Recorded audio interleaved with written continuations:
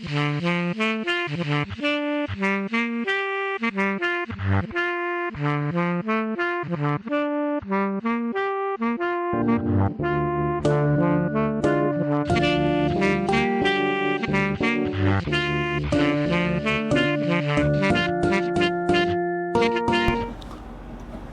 right.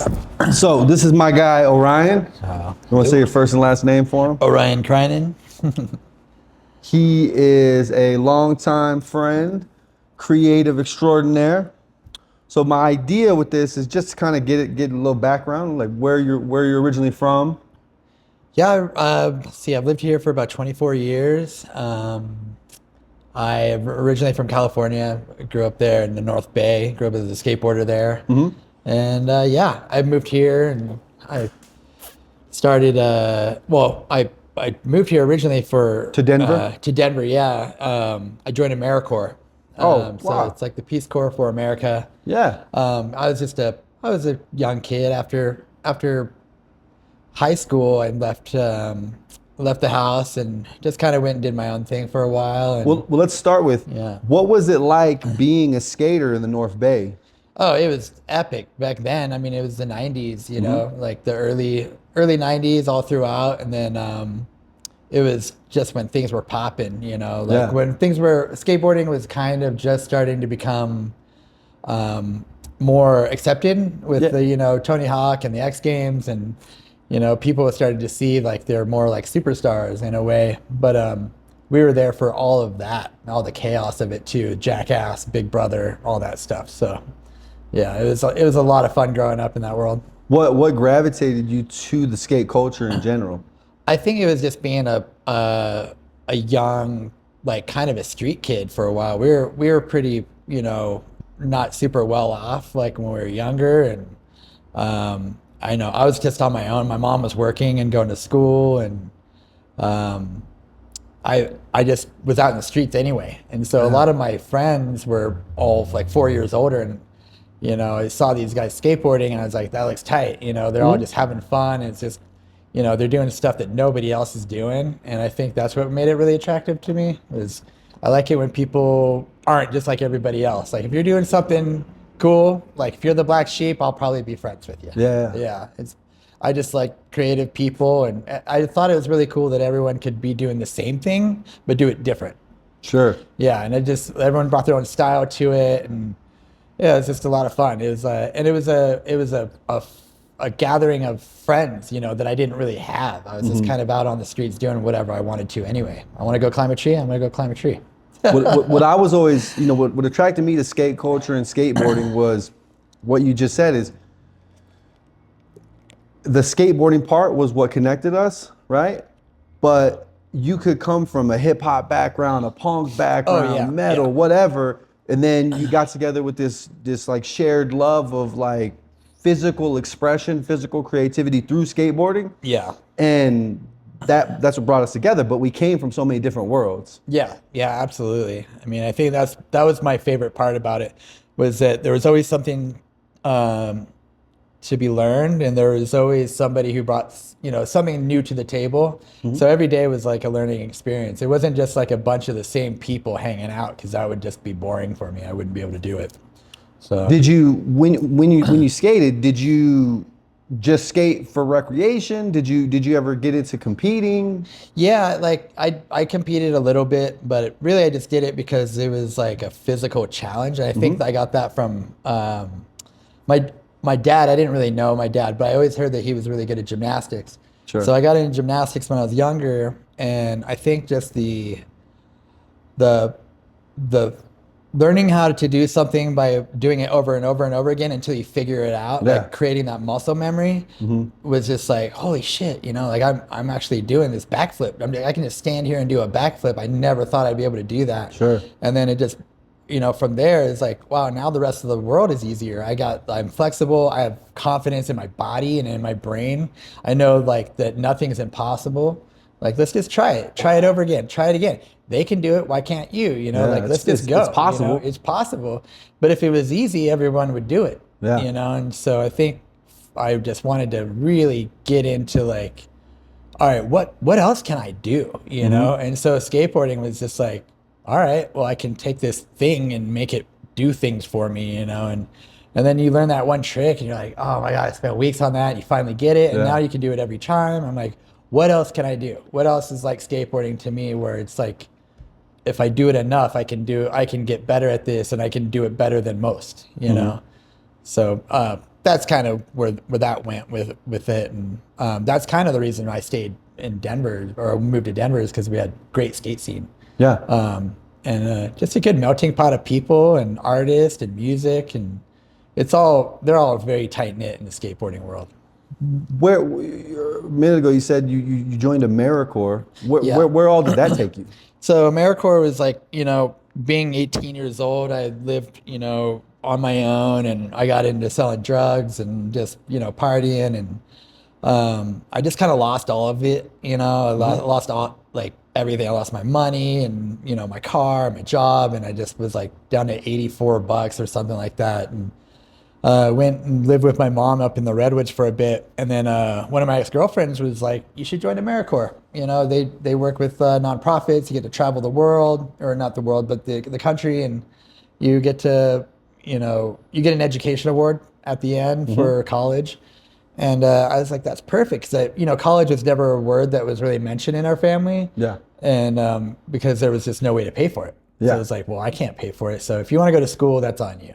Yeah. So I was like, well, this is going to be my only opportunity, to figure out where I want to go.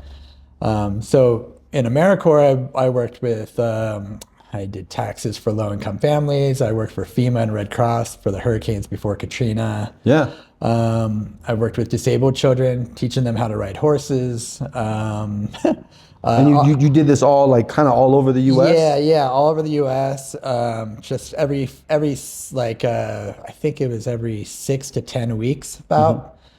We'd travel to a new place and just kind of nope, we're not getting paid anything. You know, room and board's covered. Room and board, food, and you just do that for a year, and then I stayed for another year as a team leader and realized like why do they want this punk skateboarder to be in charge of all these other kids, And I think it was just because I was so inclusive, because I met so many other skateboarders that were all different shapes and sizes and colors. And so I just was very inclusive, and we can all do this together if we support each other. And I learned that from skateboarding.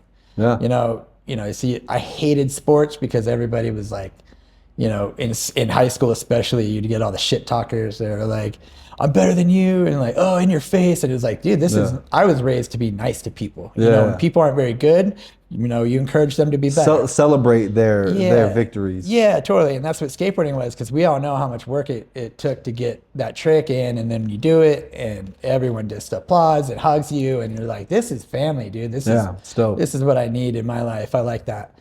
And so, maybe that's why I ended up getting voted team leader of the year. And I was just like, I couldn't believe it.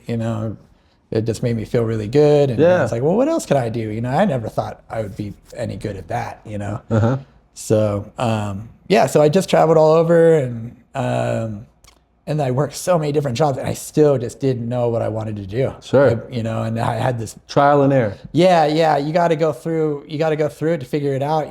Don't waste all your money on this, a degree you can't use or whatever. I feel like that's the way I was raised. Don't waste your money. The education path is great for certain people. Yeah. It works, but I also strongly advise people that if it doesn't seem like it's something you want to do, go explore other things like AmeriCorp or hopping into a trade or going to Job Corps, whatever those things are, so that you can learn about yourself and what that means, what you want from the world. Yeah, absolutely. Yeah, I think it's really important to,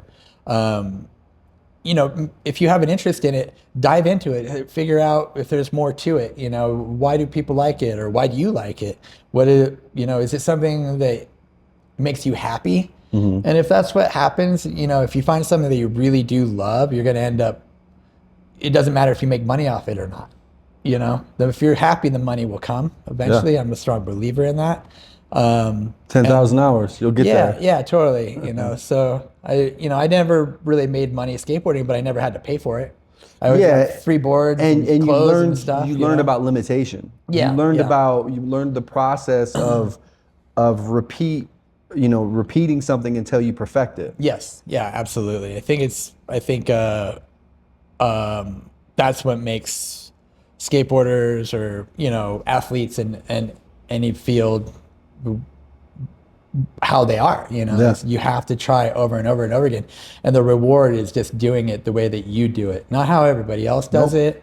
It's just how you do it, your own flair, your own style. That's also what skateboarding's so dope for is it's an art form in itself. It's Absolutely. like painting a mural on a wall because you're throwing your own style in there. Yeah, totally. It's it's an art. So did you're skating all over, you started doing AmeriCorp. Did you try out any other cities before you landed on Denver, or? Yeah, I think that was a kind of the reason why I liked AmeriCorp is because we traveled all over. So I think we hit, we drove everywhere. We didn't fly. Sure. So we hit up all these different states, and my whole mentality was like, does it have a skate park?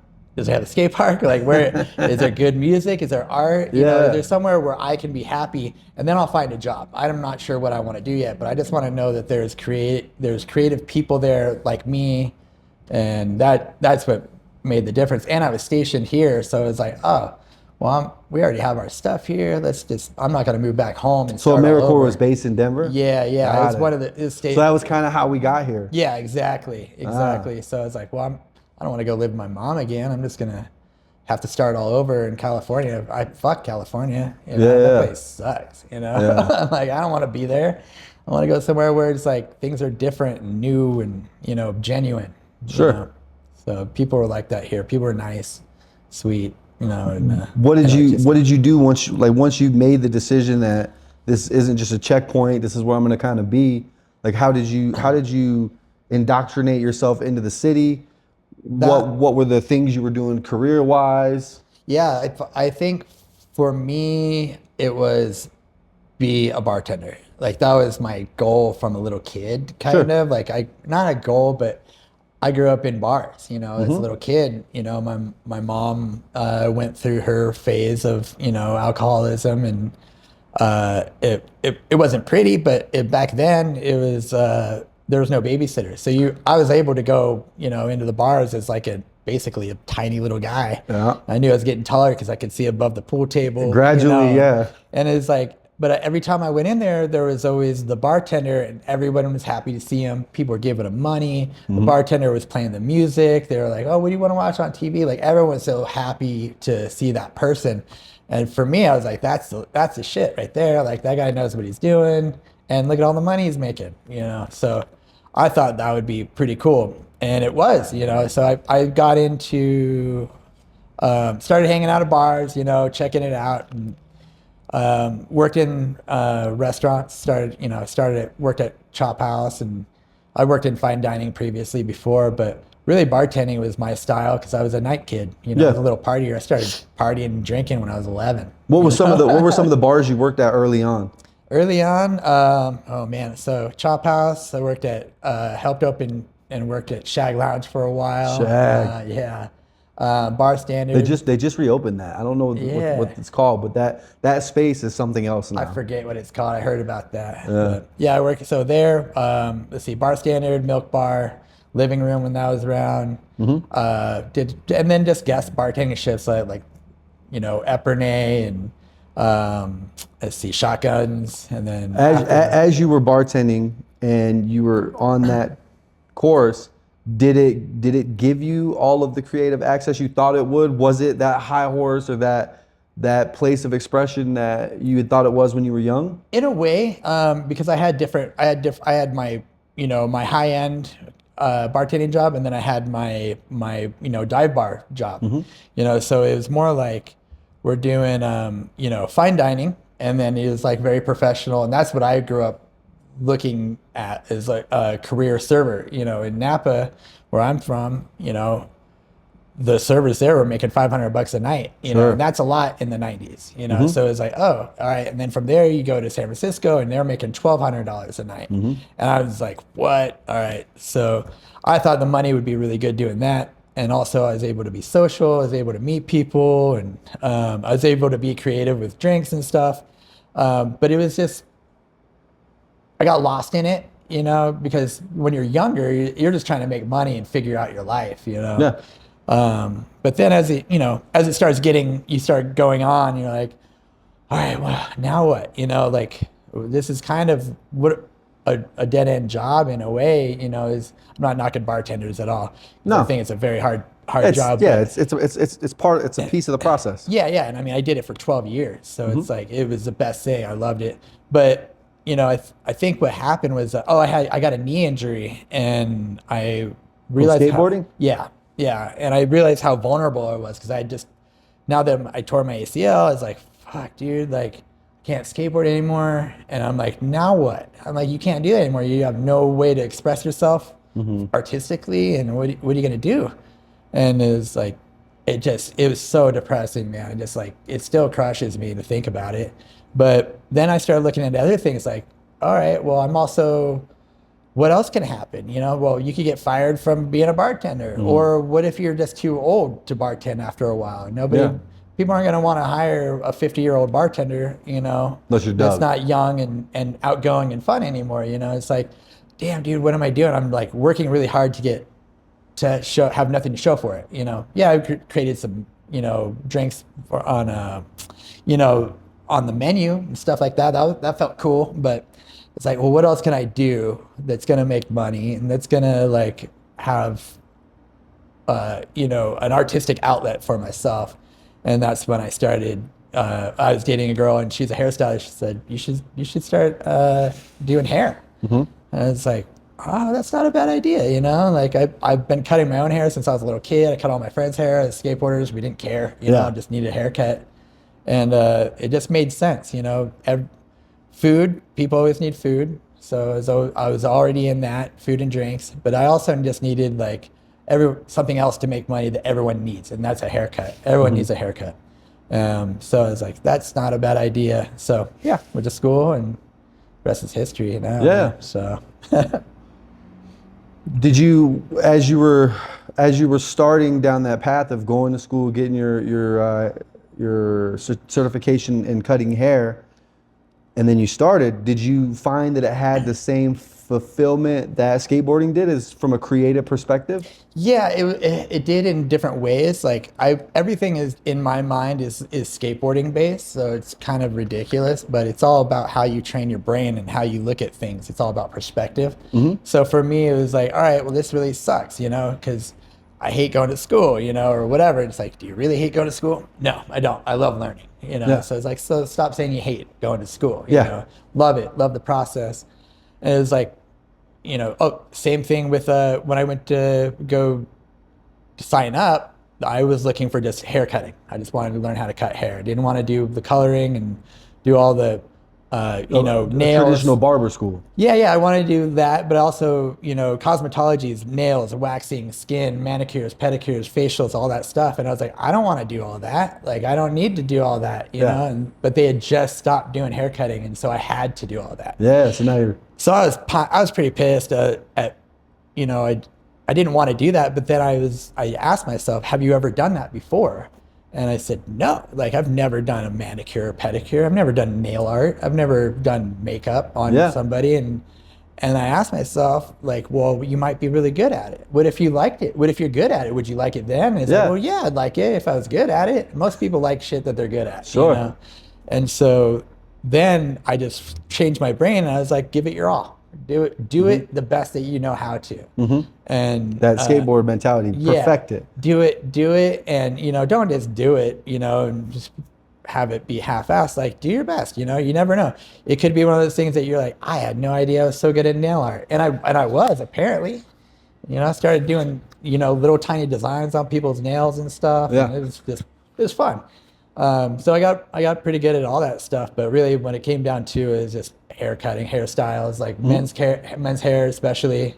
Again, with skateboarding, is like when I do a fade, I'm looking at it like, can I skate that? Like, is that transition nice and smooth? Yeah. Like if I go to a skate park and I see a lumpy transition, I don't even want to skate the park because I know it's not going to feel good. It's not going to look good. I'm just going to feel wobbly and it's going to be gross. But when I go to a nice smooth skate park, I'm like, I can't wait to like ride that park, And then same thing with cutting hair. I'm like, I get done with a haircut and finish up my fade, and I'm like, man, if I had like a little fingerboard, I could skate that, Yeah. Well, and you know, I don't know how deep into you being a hairstylist you were when we started doing this, but I remember I was doing those milk and cookie parties. Yeah, yeah. Mm-hmm. And you had started coming in. You were doing haircuts live at the club, and that was like a fun thing for customers to watch your mindset of, you know, doing it the best that you can, and watching that come to life, that haircut, that style, like, you know, drunk people at a bar, like, oh, I don't know what's gonna happen, and they're like, oh my God, this shit is tight. Yeah, you know? yeah, totally. It was pretty funny, you know, but it was also, when you're starting to do something and you don't have any clientele or whatever, and you just want to do it, it's like, what is the rule for artists? Like, you give away your first like 100 pieces or whatever. So yeah, I mean, those haircuts were like free. You know, I just wanted the people to know that like I'm out here and I'm doing what I'm doing because I love it, and you know, I love it enough to show up at a club at night and do free haircuts and show people that it's an art, you know, and people would come back, they're like, holy shit, like I had no idea that, like, we just sat him down and then we left to go get a drink, and now we come back and he looks amazing, you know. And some of those people are still my clients today. You know? So it was cool. It was cool seeing it was cool being a part of that process, you know, throwing those parties and having all the different movement and chaos in that, and then there's Orion over there just styling out this guy or girl, and it was cool. It was a cool thing to see. It was just neat, you know. I've always been a big fan of watching people do their art, because there was also people, you know, tattoo artists doing live art and stuff, not tattooing, but painting and stuff. And it's, you know, if you're creating or building something and you're using your hands, it's art, you know, and it's an expression. It just felt so cool, and it felt so normal to me. It's like, all right, cool. And it was easier being at a bar that I already worked at, so that helped a lot. And then from there, you like, how did you transition to graduating from barber school or cosmetology school to, you know, being like opening a spot or being in a spot? Well, I knew that I was gonna have to start slow, because I was just getting out of school, and I had 5 bartending jobs, and I was working at a salon. So it's like, all right, well, now we have to figure out which bars are not making you any money. Like when I was working at Wardenclyffe, I was like, you know, you're getting off work at 7 in the morning. Was wild. Yeah, like you're getting off of work at 7 in the morning, and then you got to go to school and be there by 8. You know, like that kind of shit. So there was like times where I didn't even sleep, you know. But it's like, well, that one's not healthy for me. I got to cut that shit out. So that one, you know, it's just started weaning them through, but also using my networking through bartending, letting people know. Relationships. Yeah. That's something we were talking about earlier, about how important it is to maintain relationships and be a part of that process. For sure. And, you know, when people come to see you at the bar, they want to know how you're doing, and you let them know, hey, I'm in school, I'm almost done. And, you know, I'm doing free haircuts in my kitchen, you know, just need to get some hours in. I just want to get some practice in. And, you know, you're always welcome. We'd have haircut parties at my house all the time. We'd get the whole crew and, you know, either do it in the kitchen or, you know, be out in the backyard with all the homies and just drinking and, you know. And then some days I do like because I didn't know what I wanted to do yet. So I was doing a lot of like girls' hair too. And so we'd do like some fun like women's parties and get the girls together for brunch, bring some champagne and mimosas. And then all the girls would just be hanging out in the kitchen and then just be, you know, cutting their hair and styling their hair. You know, just giving it away, you know, just figuring out like my style and what I wanted.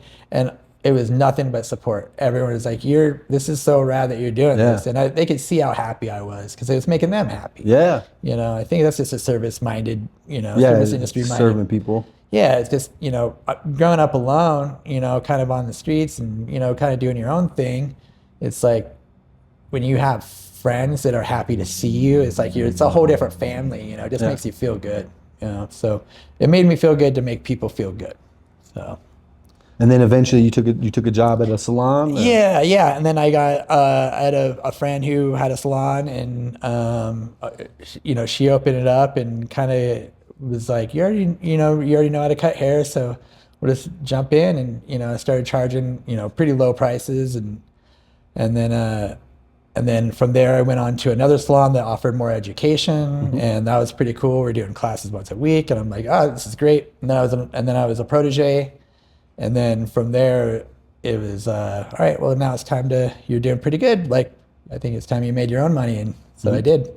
And then they closed that place. They sold that one, and then now I'm at the Look Salon, and I've been there for over 7 years. Yeah. So it's pretty cool. It's pretty dope. Do you think back ever on those beginning days of like getting out there as a stylist and like throwing the haircut parties? Yeah, dude, it's wild. I was like the creative pursuit, right? Of like trying to figure it out. Yeah, and it's you can't do what everybody else is doing because then people are going to get bored. But also having that friendly,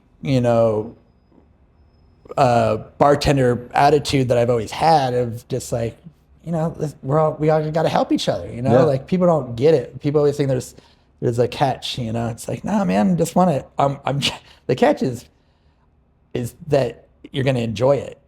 That's it. I just want to be able to have a good time and make people happy. And there's a saying by Zig Ziglar, and I'm gonna mess it up, but it's, if you help as many people get what they want, you're going to get what you want anyway. Right. That's that service mentality. You help people achieve their goal, you're going to achieve your goal in that process. Right. Yeah. Through the 10,000 hours or whatever it is. Yeah, totally.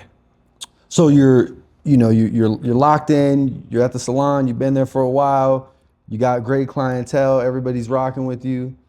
But because it's now a job and you're looking for other creative ways to express yourself. Yeah.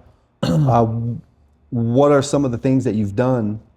So there's always got to be like something else because you can't just live to work. I think that's like I think it's really sad when people that's all they do. And I hear it a lot. I talk to every hour on the hour. I have a new person coming in the chair and telling me, about their lives and whatnot, and I ask them often, especially lately, like, what do you do for you? Like, do you have a hobby or what do you like to do? And it's shocking that people. What do you do for you? That's a great way to preface it. What do you do for you? Like, what is something that you can take time to go do on your own that makes you happy? Yeah. For me, it was skateboarding and I could do that, but it's shocking that people don't have stuff and really see their wheels grinding. Like, damn, I like to read books. Like, all right, that's great. That's something for you. But I really like it when I get an odd one from someone's like, I really like to make quilts. I make these really great quilts, or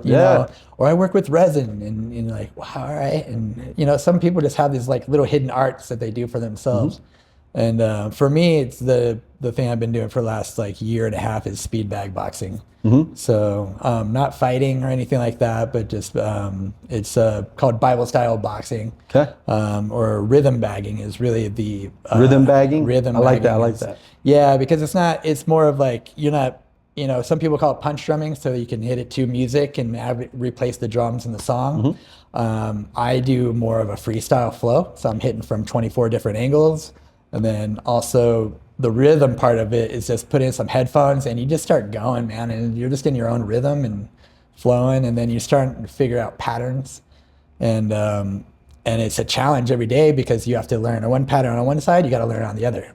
So you have to be almost ambidextrous. You have to become ambidextrous, and it's so hard. Just like bartending was for me. It's like, okay, well, you can sit there and be that guy who pours drinks with his right hand all the time, or you could be like, hey, what's up? And you're doing this, and you don't even realize you're like an octopus, just grabbing shit everywhere, and you just know how it works.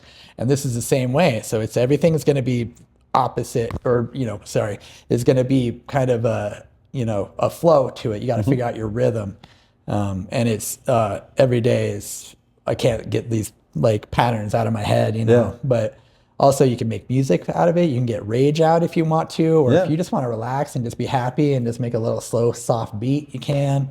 Almost however you're feeling in that moment. Yeah, and there's a noise to it, a sound to it. It's very ASMR. There's a texture to it. Every bag's got a different sound to it, different sizes. A lot more to it, you know, and it's amazing how many people out there are just like shocked when they see me do it. You know, Yeah. they're like, I've never seen that before. And I think that's what I really like about it. It's like, you know, there's a lot of speed baggers out in the world, but every one of them does it so different. And you can have all of us do the same exact tricks, and all of us will have a different, Just like skateboarding, Yeah. it's gonna have its own style to it. Yeah, yeah. It's like when people go see their bartender, it's like that person's got a good style behind the bar. You can see them, the way they work the bar, like that's sick, you know? Yeah. Skateboarding, like, damn, dude, like what? That's so different. And then now there's, you know, speed bagging for me, and it's intoxicating for me. It's crazy. It's an addiction for sure. Yeah, but it's my own addiction. There's no goal. There's no goal. There's no end in sight for it. It's like I'm not trying to be the best at it. I just know that every day I get better, and I'm just like, what? And there's a whole community out there of people that do it. It's awesome, man. Like skateboarding, didn't you dabble in a competitive thing? Yeah, totally. So I learned that there's a speed bagging convention out in New Jersey, and I had just started, like, I think it was my 1-year anniversary of learning how to hit speed bag. And Jeff Thrasher, he makes these really cool speed bag swivels. It's a dope name. Right.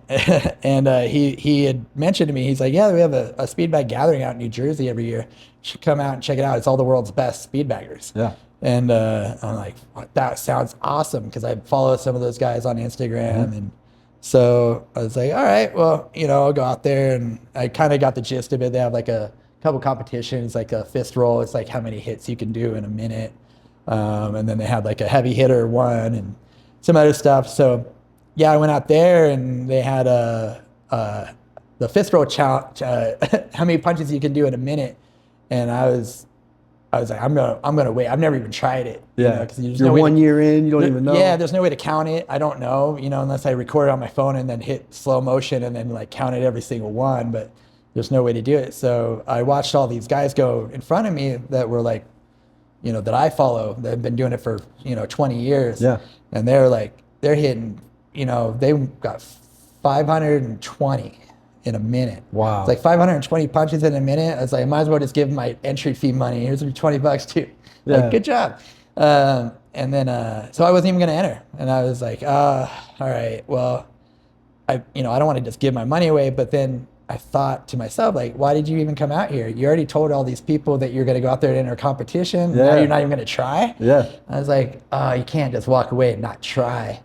So then I just like took the competition out of it. You know, I don't like competitive shit. Like I said, in the sports world, I just hated how people were so competitive and just shitty towards each other. And I was like, this isn't a competition. This is just for you to gauge for yourself. And you'll always know this for the rest of your life, how many punches you can do in a minute. What it is, yeah. They only had this little clock, this little machine that they had. There's only a couple of them made in the whole world, and they happen to have one. It's the only machine out there that can clock how many punches you're doing. And I was like, this is your one time. You'll never get a chance to do it again unless you come next year. And so I was like, all right. So I went up and just started going. They're like, all right, and go. And I just went as fast as I could and just relaxed, and I fucking won. How many punches did you get? I got 527 punches in a minute. Holy shit. Yeah. So that was like, they were all shocked. I was shocked. I was just like, I still get stoked about it, because I was this close to not trying or even putting in any effort. And even them, they were like, we've never seen anyone come out here and only be doing this for a year and win like that. So it made me feel really good. And again, it just made me solidified my belief and just give it a shot. You know, just give it a try and take the competition out of it, and it makes it so much more fun. Just do it for you. Yeah. You know, because in the end, Jedi mind trick. Yeah, you're the only one that's going to take care of you. You know, and if you didn't do it, if I didn't enter, who would I blame? Me. You know, and I don't want to have that guilt. You know, so if you're ever thinking about doing something, do it. Yeah, like absolutely. just do it, because we're not getting any younger, and that opportunity might not be here. You know, the next time it comes around. You know, so I'm so glad I did, and because of that, it opened up more doors. Like, you know, people were just like, couldn't believe it. It was like one of the most viewed videos that I had posted and stuff. Like, it was just fun to watch too. Yeah. You know? So it was a trip, but yeah, I'm stoked I did it. I'm glad I went. It's totally worth it. I can't wait to go again. Yeah, and it seems like by putting yourself out there and testing your own limits, the reward, that victory, but the reward was the process of doing it. Yeah, it was me overcoming my fear of failing. You know, like, oh, you're not going to be able to do it, and it's like, wait a second, like you're not going to fail because you're putting in the effort, you know, and it's like being here is the victory. You're already here. Yeah, the experience is the victory. You know, the fact that I did it and like the adrenaline that was going through me is a victory, you know. And even if I wouldn't have won, I would have won, you know. Yeah. So I would have felt terrible if I did better. So, and now would you say your love for that has grown and you're more active in the speed bag community? oh, dude, it's absolutely, yeah. I mean, I think in that I've grown hugely because it helped me quit drinking too. Yeah. There's one thing you can't do is speed bagging is drink because Yes. it's just not going to happen, and you're Your not gonna, equilibrium's all off. yeah, you're not going to get that dopamine reward from, like, you know, you're not focused on it. You just numbed your brain to all the good stuff that comes out of what you're doing. You ask any artist, like, if they like to drink while they're doing their art, and I would say 99% of them will say no. No. You know, yeah. So I think the speed bagging stuff is really just made me want to be a better person for myself too. Like I have to really make that time for myself. I get so excited to do this when I get off work that I go home, I'm like, all right, now I make time for it. And then I started realizing, like, oh, I'm starting to feel healthier because I'm not drinking, but I'm also getting a little sore. So I started stretching more. And so now I spend 20 minutes stretching and doing that. It's like, all right, well, now what else can I do? Now I need more energy. It's like, all right, well, let's start eating better. Yeah. So I started eating better, and now it's like, there's more energy. It's this chain of events that have Yeah. led you to like a better experience A in life. healthier person, and mentally and physically. So it's like, wow, this is sick. You know, like I just fell in love with this thing, and now I just want to get better at it, but I can't get better unless I take care of this body, vessel. this body that I'm driving around. You know, Yeah. like I got to take care of it. So it's definitely made me a better person, but also there's therapy to what I'm doing because there's like a music, and you know, I put in headphones and I'm just going, and it's like a release, and then you're like, rad, you know, like I just feel better. And you know, especially for people who have ADD like me, like it's hard to focus on other things. Yeah. And this one just had my attention, like skateboarding, like Yeah. it has a sound it makes, it does its thing, you know, it's pretty wild stuff. So I mean, I think it's really cool. I think it's really cool the trajectory of, you know, not really liking sports because of the way the whole thing moves, discovering skateboarding and like the unique creative aspects to it, and the individual diverse sports I like. the individual sports, the diversity of that, and then taking that in your life and you know, joining AmeriCorp and all the different steps to speed bagging, right? Yeah. And then seeing the reward of commitment, right? And it's the trial and error. Like, do it again. You know, oh, you did that kickflip. Well, it's not going to be the only one you're going to do. You just did a kickflip. Now do another one. Now you got to do 50. That was the same way. It all started from gymnastics. You know, Yeah. oh, you did a backflip. Now we're going to do 500 more. All right, 500 more. Like, yep, we got 2 days to do 500 more. Like, oh my God. What's crazy though is like that mentality has informed every step of your journey to this point. Absolutely, every single one. All right, you've done Repeat that. the process. Yeah. You learn a new how to cut hair differently. All right, do it like that till you get it down. Till you do it perfect. Is this a better way for you? Or, you know, everything that we do it. There's always a better, smoother, faster way to do stuff. You know, and I love figuring out that puzzle, and that's what life is just, you know, a puzzle on how to get through it all. You know, so skateboarding is a puzzle. You have to make this inanimate object just do things with your legs, and you have to figure out how to make it pop right. And it's like all this the physical challenge. You know, it's a puzzle, and so that's what bartending is a puzzle. It's like, all right, how do I make this drink and be able to pay attention to what they're saying, but also know my prices and my ingredients and my pour count, you have to do it over and over and over again. How do you use this outward experience to develop your inward journey, right? Yeah, totally. It's like you got to just do it over and over and over again until it becomes second nature. That's really what it comes down to. And that's like driving a car. People are always nervous. First day they drive when they're a little kid, they're like, oh shit. But then now, you know, we don't even think about we're in the car. That's half of people aren't even paying attention. That's one of my things. You're talking about like, what do you do for you? I drive for Lyft, right? Like it's when the customer's in the car and they don't want to talk, we don't talk. When they're not in the car. Yeah.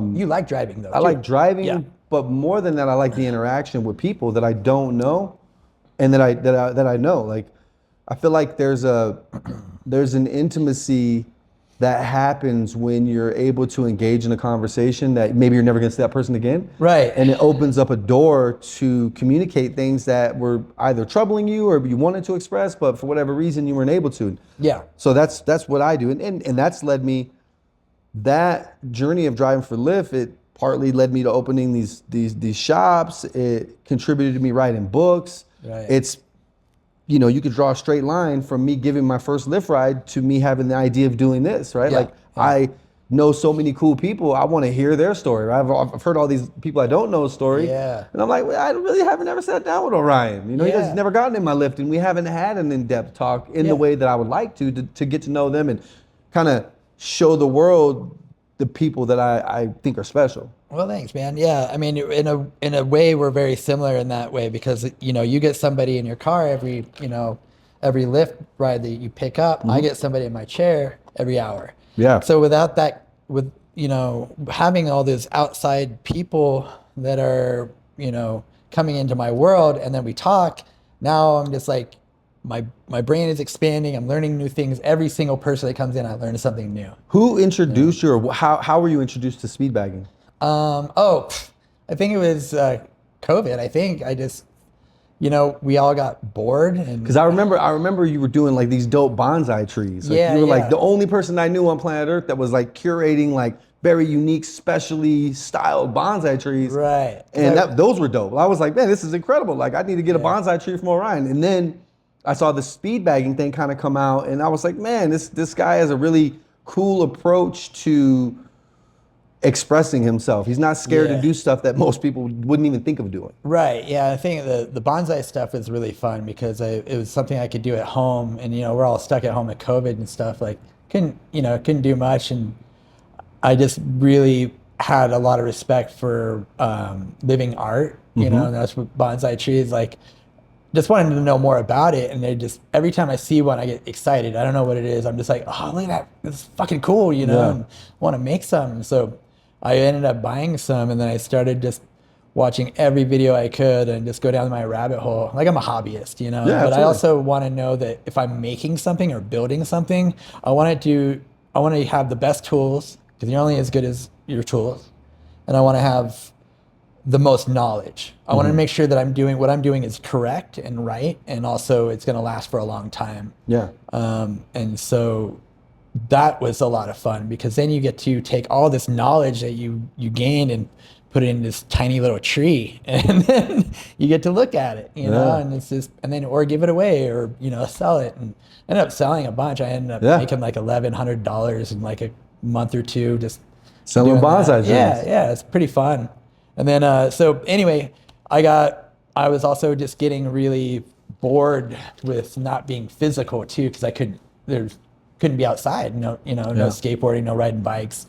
But I also remember when I was younger, we were at my friend's house. I think I was like 9. I just started skateboarding, and he had a speed bag in his garage. I remember him just going, and it was so intimidating because I was like, it was loud. That sound. It was loud, and I thought in order to hit like that, you had to be a fighter. And like, I was not much of a fighter. I didn't like hurting people. I didn't like getting hurt, you know? So I'd always wanted to know how to, but it was just beyond me. I couldn't. Yeah. And then, it stuck with you. Yeah. So I was like, you know, I'll figure it out. So I ordered one on Amazon, and I had a garage finally, like a place to put it. So I put it in my garage, and I sat there, and I just, you know, real basic Rocky style, just 1, 2, 3, 1, 2, 3. And then I started kind of figuring it out, and I was like, that's pretty cool, you know, whatever. And then so I think I posted a video or something like that. People were all stoked, and a couple of the homies that were actual boxers were like, "Oh hell yeah, I got one too!" Like, Yeah. And then someone sent me this video. It was of his, his name is Speedbag Skunk, and Speedbag Skunk. yeah, he's one of the best out there in the world, man. And he shows up at this, it's a video of him at this boxing like fitness convention or something like that, and he's just going nuts. You can't even see his hands. He's hitting at all angles, elbows, everything. And I just like, what the fuck was that? I've never seen that before. And I just dismissed it immediately. I was, I'll never be that good because it's just too insane, you know. And then I was like, well, don't ever say that, you know. You might not be like that, but you're gonna be something else. Yeah. So I started from the very beginning and just went to like regular style, and then I started hitting it from behind. Like, damn, that's fucking hard. I gotta get in there and reach out, and then you start finding more videos on how tos, and then I started stumbling on more and more people and friends, and it turns out there's a huge community, and it's just kind of opened up from there. And then every time I was learning something or wanted to, I could just reach out, and the community would be like, hey, or yeah, here, I'll send you a video. And it's like within 20 minutes, somebody had just went down to their basement, hit record on their phone, set it up, and they're like, all right, Orion, like, so here's what we got. Here's what you're trying to do, and here's what you're doing wrong, you know? And it was like... The community started reaching out and helping you. Here you go, hope it helps. And it's like, oh man, this is the best. You know, it's like skateboarding crew, you know? Yeah. Like, oh man, how do you do that kickflip so good? Or how are we doing impossibles today? Or what, you know? And you get, everyone does it different. And so it's like, well, here's how I do it. And it just so cool, man. Just love that community, and everyone's ego is out the window. Like everyone does it different, and everyone's just happy to see you're doing it because we all share the same emotion while we're doing it. Like we're all in that happy place, you know? Yeah.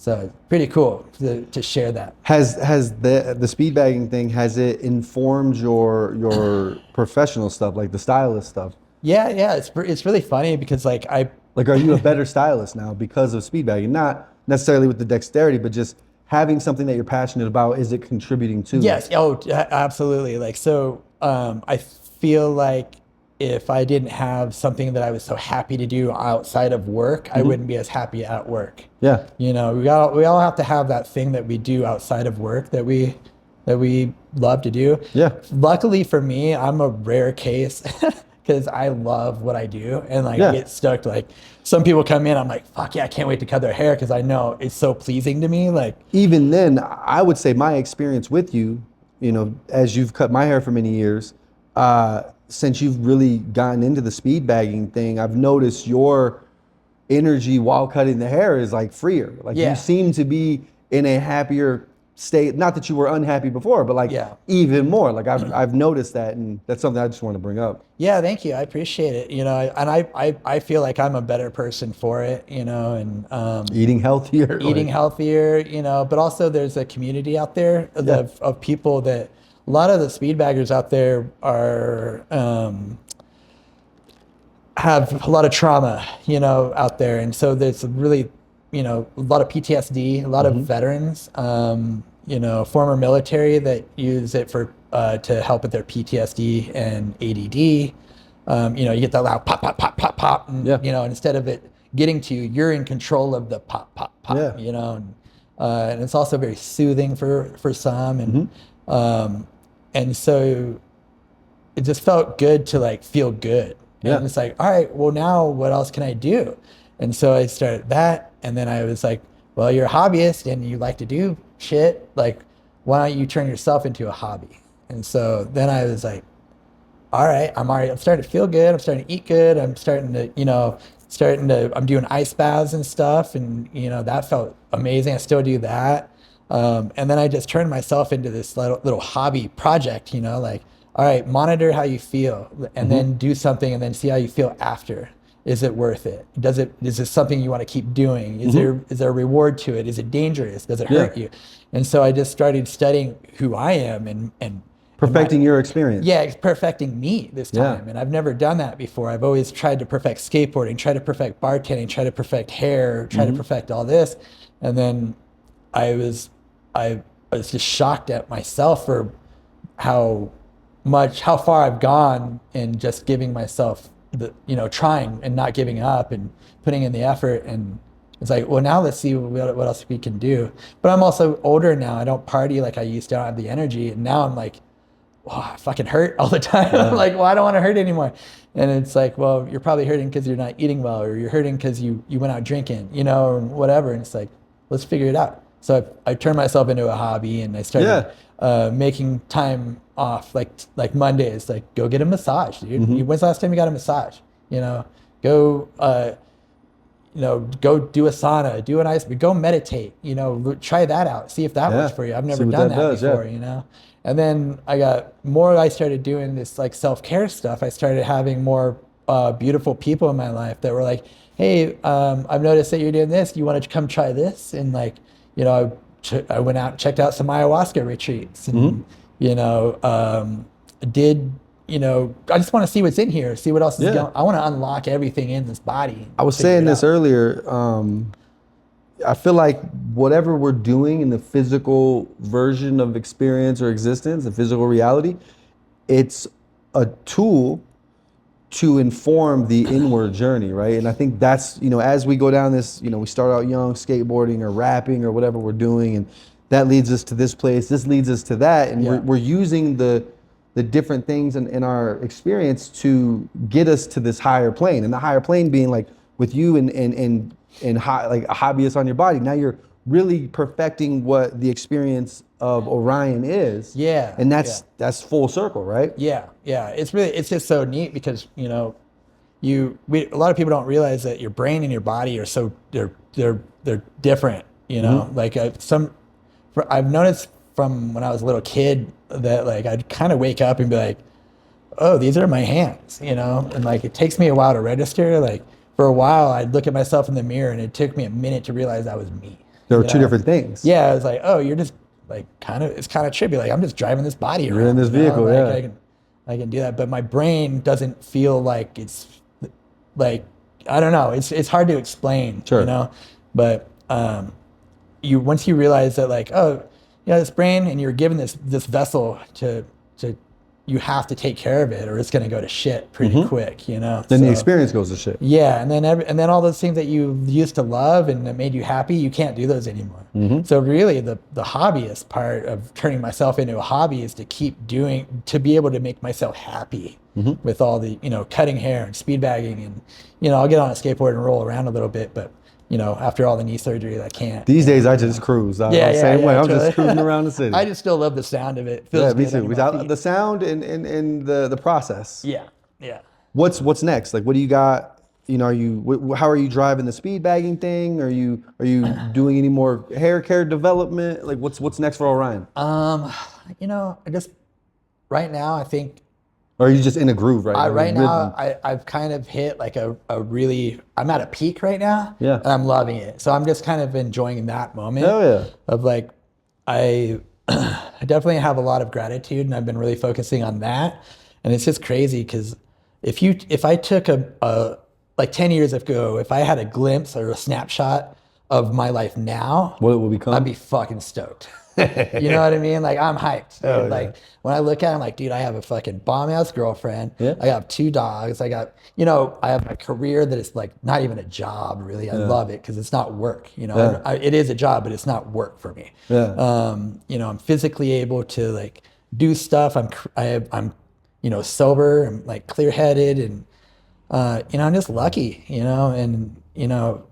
But I got myself here, so it's a little bit of luck. It's a little bit of, but a lot of work. And, right now, I think my goal right now is just to enjoy this moment, be present with it, sit with it.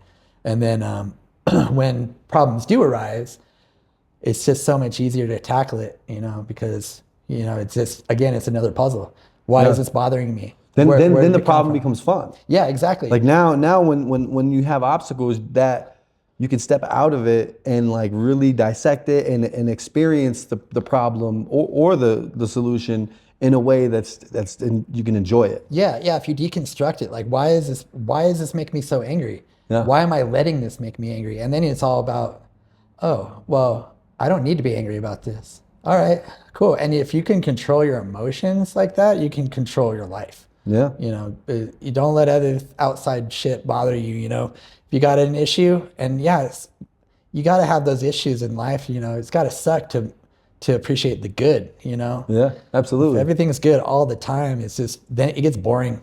You know, but then when shit goes down and it's harsh, and then you pull yourself out of it, you're so happy to be out of it. You Really know? climbing the hills, what's where the best moments happen, where you're struggling through whatever it is you're trying to. Right. Yeah. And that's why I started doing ice baths, is because any kind of stress is going to lead to an opposite reaction to it. You know, so if it's a stressor, cold is a stressor.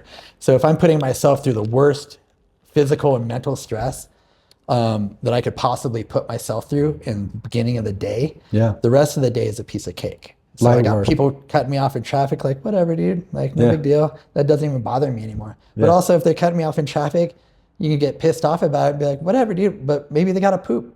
You know, Maybe, yeah, like, maybe they got something going on. maybe they got to hurry up and get Yeah. home, you know, or whatever. I don't know what their situation is, but all it did was make me go, oh, and I'm gonna get mad about it, Yeah. you know, like, fuck that. It's not Life's worth too it. short, you know. Yeah. So, yeah, it's you got to have those challenges in your life to have the good, you know. Oh yeah. Well, I appreciate you coming Yeah, down. man. I Hell appreciate yeah. you It's good to be getting here. with me on this, and I'll probably be calling you next week. Yeah, I'll be here. Got to get cleaned up and all that. I appreciate you. My man, yep. Yeah, always a pleasure. Yeah, hell yeah.